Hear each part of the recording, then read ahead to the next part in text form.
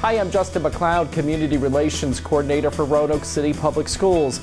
This month we're taking you to Astro-Camp. We'll also tell you how our high school students are helping the homeless, and we'll show you how the Fishburne Park Elementary community teamed up with the Hotel Roanoke. That and a whole lot more on this month's show.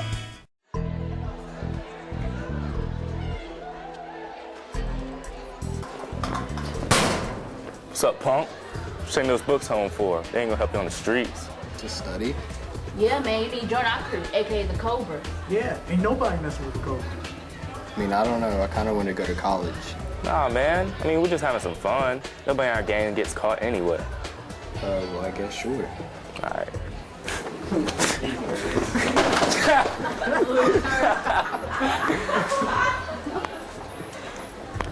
Hey, look, Henry. If you're gonna keep rolling with us, you gotta prove to me that you can hang. Okay. All right, then. Go.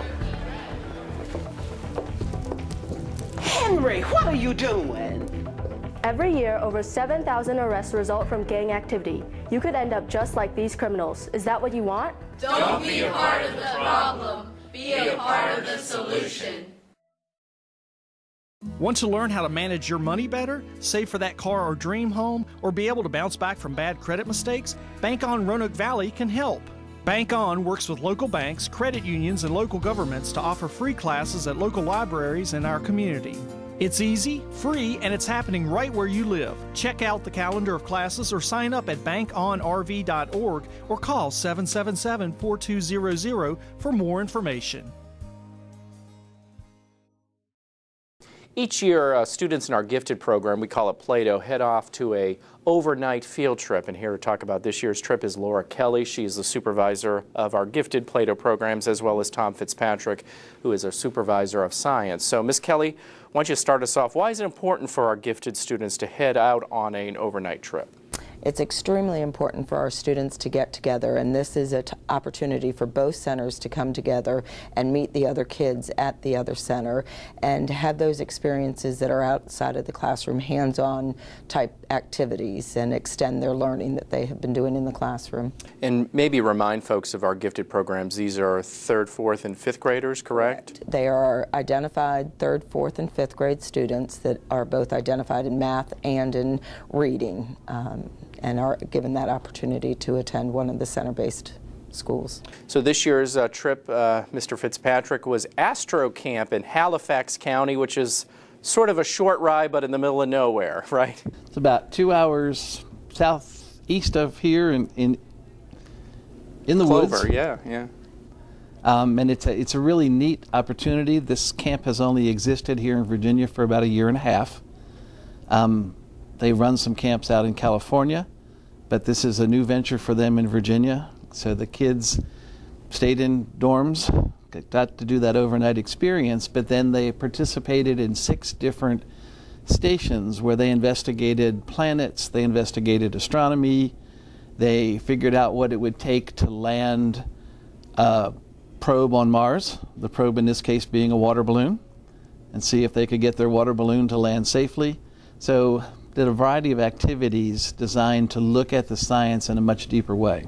And I noticed, because I was there for some of the trip, there was a lot of critical thinking beyond the teacher prompting or the instructor and prompting them. That's important, right? That the kids are sort of thinking on their own, right? Absolutely. They are open-ended questions, and they have to come up with this resolution of how to, one of the activities was to create a 2-liter water bottle rocket and how to put the fins in correctly and the nose and get it to have the highest flight, and so a lot of critical thinking. So what was the reaction of students? A lot of these students, I would imagine this was their first trip out of Roanoke and often don't go on overnight trips, correct? It was their first overnighter for a lot of the kids. I worked specifically with the 3rd graders, and this was definitely a new experience for them. The other thing that we try to do is get them to work with partners and in groups, because those 21st century skills of working as a team are critically important and sometimes a challenge for our gifted kids. And so they did a lot of team building and that kind of thing. What did you observe about the reaction of our students on the trip? I specifically asked several of the kids, and many of them had never been in a country type setting, and they had just been in Roanoke, and they were in awe of the land, of the expanse of the camp, and it definitely was a brand new experience for them. And this was something that continued the camp well into the night. I wasn't there for that portion, but talk about the telescopes. So suddenly they were outside and looking at the sky, right? You know, the kids had seen stars in Roanoke, but we are pretty well out in the country. So the stars that were up, and there was a gibbous moon that the kids, and so they're looking through 10-inch diameter telescopes. So they were able to look at the Orion Nebula in the constellation of Orion, and they were able to identify constellations, look at the moon through an incredible telescope that showed them every crater. And then we were really fortunate in our timing that the International Space Station, which only flies over Virginia every couple of months, did a flyover. So the kids can actually, with their naked eyes, we were able to spot the International Space Station, which has astronauts living in it right now, as it flew across the sky. So that was a magical moment for the kids to, first off, just to look at telescopes and see the night sky, but then actually see what the technology could do with the space station. Yeah, and to expand on that, Ms. Kelly, I mean, it's one thing to learn about this stuff in the classroom, but a lot of what they did at Astro-Camp was very much hands-on. And how important is that? Extremely important. I really do believe that students learn at a totally different level when they're able to manipulate the things and do the hands-on experiences instead of just book learning, and extremely important. And that's for all students. That's not just for our gifted students. Well, it was a great trip. I'm sorry I only missed one day. Have you caught up on your sleep? Almost. Okay. Yeah. Well, good job, and I'm glad it went well, okay? Thank you. All right, and we'll be right We back. appreciate it. All right.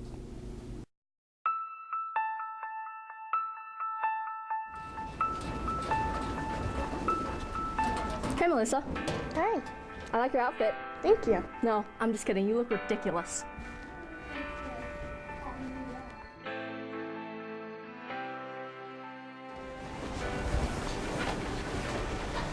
Dude, where'd you get that shirt? Goodwill? I did, actually. Yeah, I like it. Don't you have something better to do?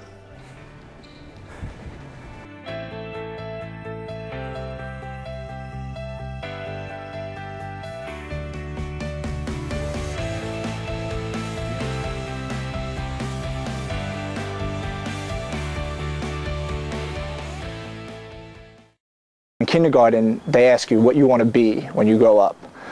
And, you know, the kid next to me raises his hand, he wants to be a doctor.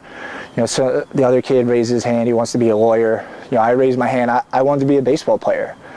But there was nobody in that class that raised their hand and said, I want to be a drug addict. And, you know, I couldn't control what I was doing at the time. And I left the field and I was just in tears. Students from William Fleming High School and Patrick Henry High School recently came together to hold a fundraiser for our homeless students, and here to discuss it is Archie Freeman. He is the proud principal of William Fleming High School. This is an ongoing thing with our Star Council. Remind folks who the Star Council or what the Star Council is all about. Yes, the Star Council are students that are made up of Patrick Henry High School and William Fleming High School, have an opportunity to actually give back to the community by working for our students that are homeless, those are in need of some services besides not having a place to sleep or food to eat. But it's a great opportunity for them to give back, and it's great to watch the students at work. I'm very pleased and honored with Roanoke City Public Schools and this opportunity that the students have come together to work on one accord as one. You know, we often say they're rivals on the football field or whatever athletic team you want to mention, but it's really nice to see two rival high schools in many ways come together for a good cause. It is, and the vision that was put together by your office was great, because when they are rivals and we're working against each other, it's amazing what they can do when we come together as a city for the city. And as of this taping, we have close to 500 homeless students, so it's an ongoing issue. that's certainly being addressed. And the latest fundraiser was sort of a faculty versus students basketball game. Talk about that night. It was a lot of fun, wasn't it? Yes, it was a lot of fun for our students and the work that they put in. I wish there could have been more in attendance, but it was a great fundraiser to have. The students did come up with that idea and working with you, and I'm glad the office was given the opportunity to do so. I guess the fun part about it is that they all raised $1,000 at both high schools, and even at one of the elementary schools, I understand, raised some money. Yeah. All the principals took a pie in the face. Of course, this will be the second year for me, first year for the other two, but it's a fun thing, and the extra added piece was having the silly string. The students did an excellent job with that, and I think they got excited about that. I think this had a lot of views probably on Facebook, and I even received a picture from one of the secretaries who attended, sent me a picture for all three of us together to put on my desk. So I think that was the highlight of the students getting to see that part. It's something that they invest in. They love it when the administrators, any of them, take a part in the activities, and Mr. Dunbar himself, who's an assistant principal here, actually played in the game.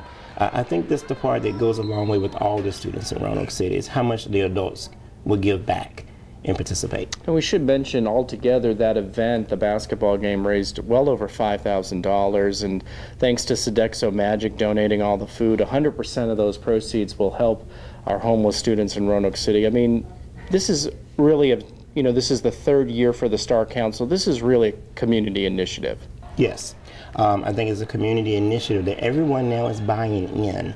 I think that when they see that the young people are taking the initiative to give back to their own community and to their own peers, and Mark Randolph once stated in one of his interviews, well, you don't know who the individual is that you're helping in the school. It's just to know you're helping everybody makes a difference. So I'm glad that the community is buying in. I hope that it continues to grow and something more spectacular as we continue to give back to each other.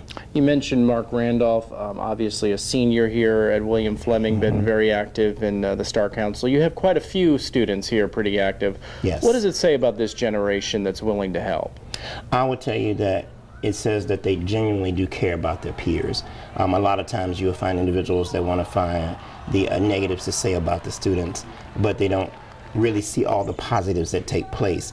I'm very excited. I'm very proud of the Star Council, very proud of all of the freshman class, sophomore, junior class, and the senior class. And I want to say that Mark, as I mentioned his name, has actually been the president all 4 years of his class while he's been here, and he's been an integral part to seeing things grow.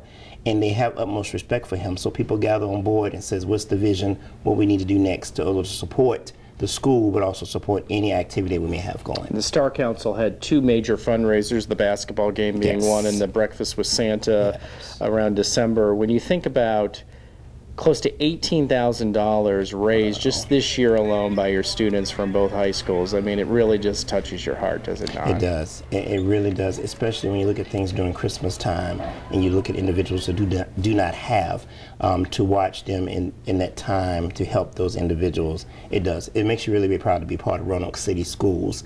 And we have a lot of great things that are taking place in Roanoke City Schools, and the hope that everyone will continue to be part of it and grow with us as we continue to promote our student success, not only in athletics, in the fine arts, in the classroom, but coming together, such as working with the Star Council. You mentioned taking a pie in the face 2 years in a row. I guess, what are we expecting next year? You know we're going to become knocking, I'm sure, right? Well, and I think that they get a joy out of seeing the pie in the face, so I'm thinking it'll be another round of either the pie in the face, or they did mention sumo wrestling. Okay. That got mentioned after this last pie in the face, and I told him, I said, that ought to be very interesting to watch administrators sumo wrestle. So we'll put it on the to-do list, possibly, a possibility next year. So, yes. But we should mention that the Star Council is not going away. I mean, we may have students who graduate, but this is going to continue. I think this is something that it was initiated a few years ago, and the individuals that helped then, some of them actually have contributed by coming back and assisted or coming to some of the programs when they're in town, especially on college breaks. But I think this is going to be something that will continue on through the future, and I look forward to working with it. Good. Well, we appreciate all your dedication, Mr. Freeman, as well as the students and the administrators over at Patrick Henry, and it's really good work. So thank your students for us. So, okay. Will do, and thank you for being part of it and working with us. Glad to be part of it. Okay, and we'll be right back. Did you know that it takes 12 to 20 years for a cigarette butt to decompose? Cigarette butts thrown on the ground or out the window are litter, and most wash into our waterways, polluting streams and harming stream life. Cigarette butts can also be a fire hazard. Extinguish cigarette butts in ash cans and ashtrays. Litter is preventable, so remember, no ifs, ands, or buts. Don't litter.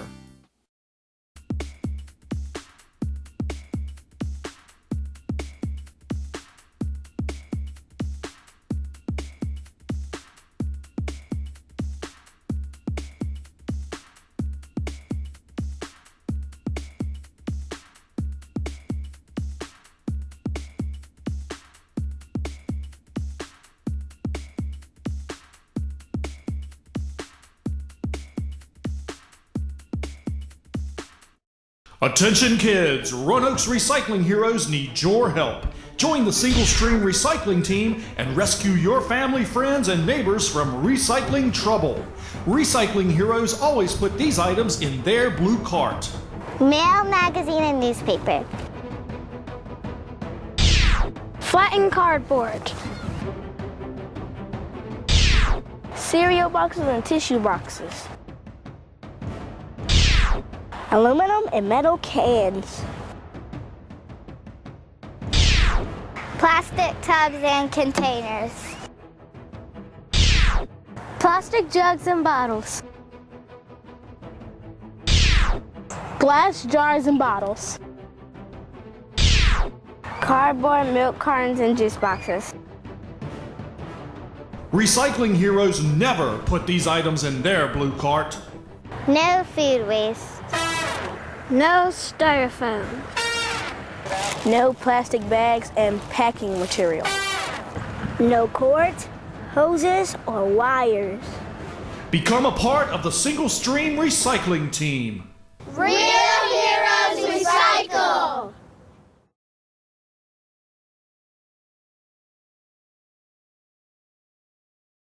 Each year, the Hotel Roanoke, an icon here in the city of Roanoke, participates in Earth Hour, and this year, students from Fishburne Park Elementary played a very big part, and here to talk about it is Tammy Brown. She is the proud principal of Fishburne Park Elementary. So Earth Hour is sort of something the hotel does every year, as far as you know. What does it entail? So the school has contributed to Earth Hour this year at Hotel Roanoke through the candles. We have made wax candles. Our kids decorated some of the actual pots for the candles, and we have a donor that donated the wax and the wicks and all of the pots, and our students actually were able to decorate them, and they looked great.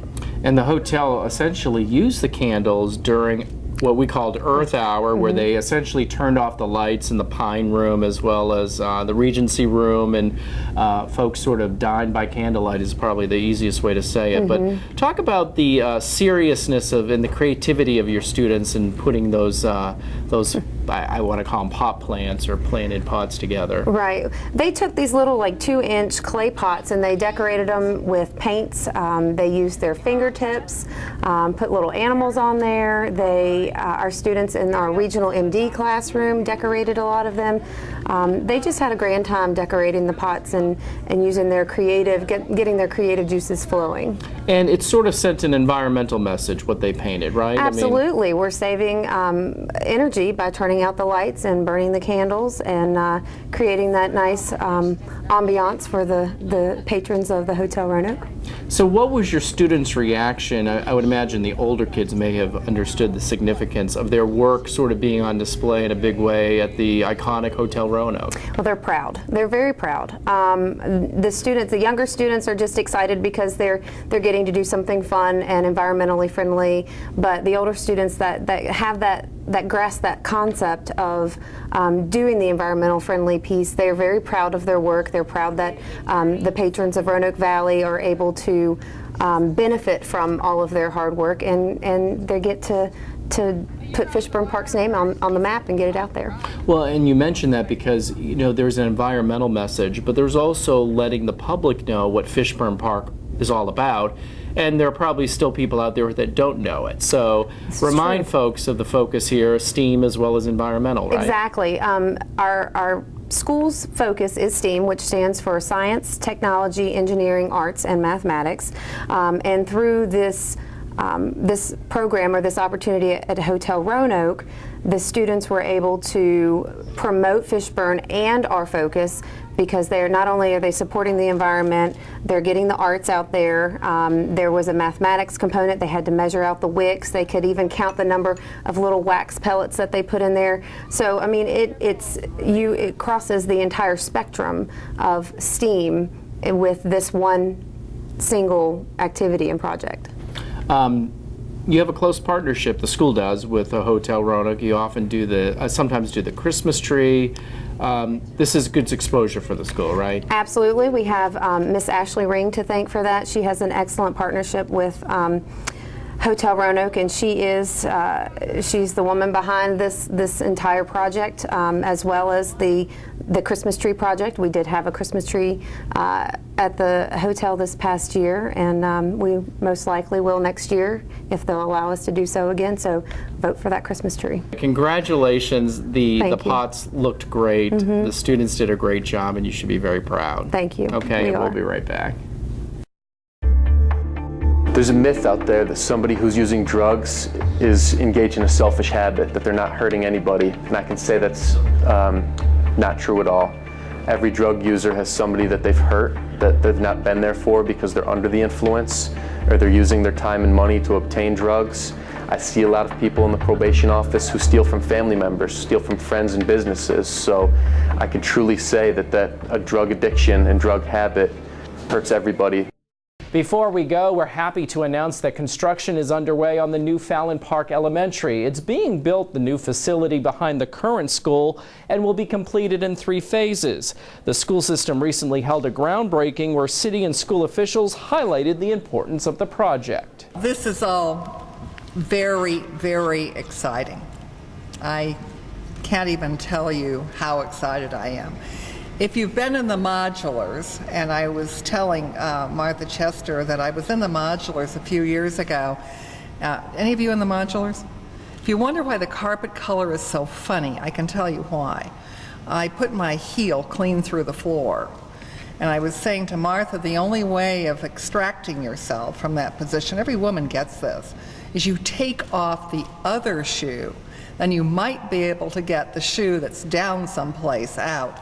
Well, this happens just before school started.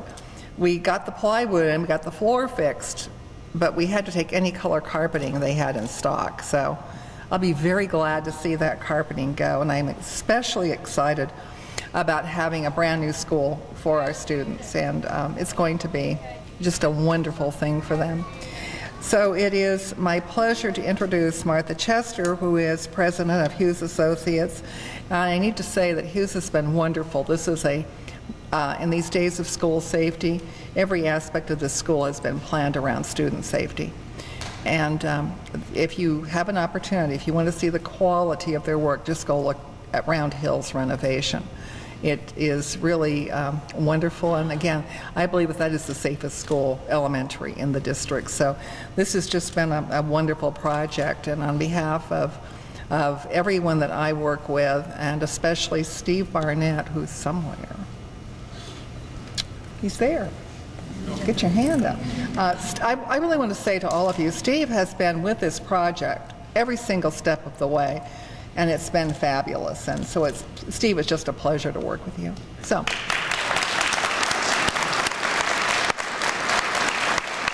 So, Martha, if you would come up and give us an overview of the project, I would really appreciate it. So. When we started the project, the question was, do we renovate the existing school, or can we afford a new school? And we took a deep look at the school and decided that building a new school was possible. And one of the things that we felt would be key to this project would be to not disturb the existing school year for the students. So we planned the building to wrap around the existing school, and it will be built in phases, but there should not be any disruption to the students' school year because of the way that the buildings will be built. So we'll start with a wing along the back. This will be phase 1, and that will be phase 1, and then phase 2 wraps down along the side of the school. After that is done, we will come into this room and remodel it a little bit, add some new finishes to it, and we will also use the existing cafeteria for the art room and for music. So we're repurposing some of it. We like to do that when possible, but we think we'll have a school now for the next 50 years that will take us into the future. So that's our plan for the school. We're very excited to get it started today. Thank you. Let me ask Fallon Park students, are you all excited? Oh, okay. I know I've interpreted that, but thank you. Let me say good afternoon, everybody. This is another great day for Roanoke and this community here in Southeast. This is a great day. Come on now, everybody put that together. This is a great day. As mayor and on behalf of my colleagues on city council and our city administration and city manager, we really value very much so our relationship with Roanoke City Schools. I think it's something special, and I appreciate the leadership that's there. And believe me, I've been around long enough to know that that wasn't always the case. So I'm really happy and pleased and proud of what we've been able to accomplish together. And I want to thank them. I want to thank our school board specifically for what they're doing. They're doing some tremendous things in our community in the last, well, for a while, but I mean the last few weeks I've been really pleased with the decisions and things that they've made. And I'm even prouder to stand here as we begin construction on the new Fallon Park Elementary School. Yeah, I see some saying, yeah, okay. This school will serve as a beacon to this community and will benefit our youngest citizens for decades to come, 50 years. Well, I wonder where I'll be in 50 years, but I don't think it'll be here. But I'm excited about that. I'm excited about the fact that this is always a special day when you're getting ready to build a new school. And so I want to congratulate the school staff, everybody here, the staff, the students, and the parents, and the community for their input and involvement in this. This is a great day, and this is a great thing, very special. And your involvement will go a long way in promoting this very important project as we progress over the next year. So let's get excited. We're doing some great things here in Roanoke, and thank everybody again for your work and efforts.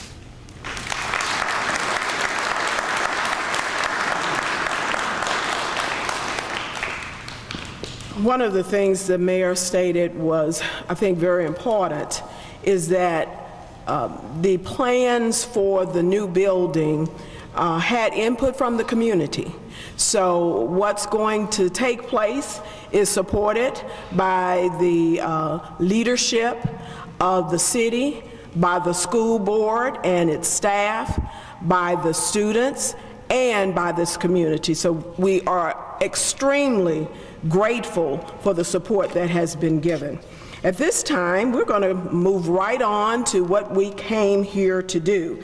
And I'm going to ask Principal Mitchum, along with 2 students, to join us as we go for the groundbreaking ceremony.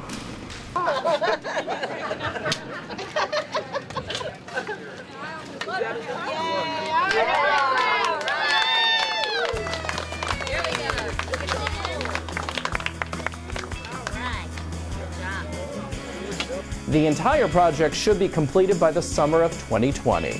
That's this month's show. We'll see you again soon.